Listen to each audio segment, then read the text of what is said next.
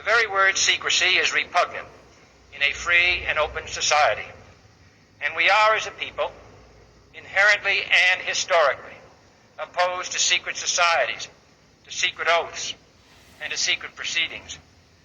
We decided long ago that the dangers of excessive and unwarranted concealment of pertinent facts far outweighed the dangers which are cited to justify it. Even today, there is little value in opposing the threat of a closed society by imitating its arbitrary restrictions. Even today, there is little value in ensuring the survival of our nation if our traditions do not survive with it.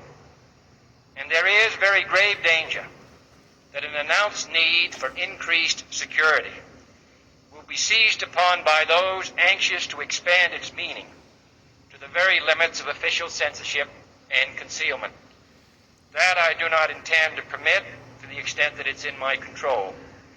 And no official of my administration, whether his rank is high or low, civilian or military, should interpret my words here tonight as an excuse to censor the news, to stifle dissent, to cover up our mistakes, or to withhold from the press and the public the facts they deserve to know.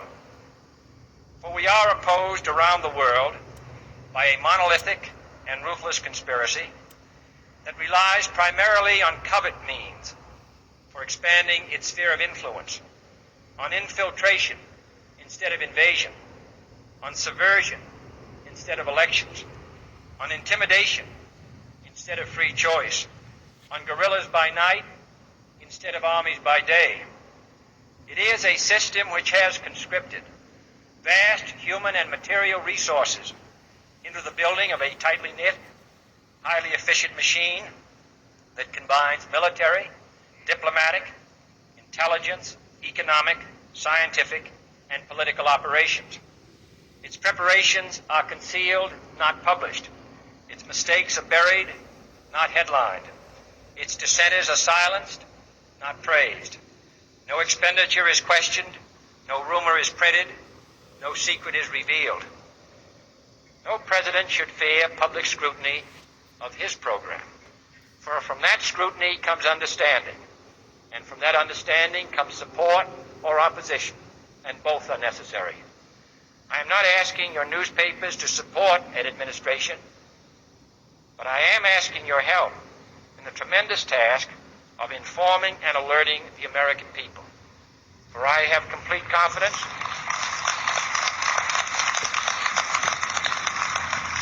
in the response and dedication of our citizens whenever they are fully informed. I not only could not stifle controversy among your readers, I welcome it. This administration intends to be candid about its errors. For as a wise man once said, an error doesn't become a mistake until you refuse to correct it.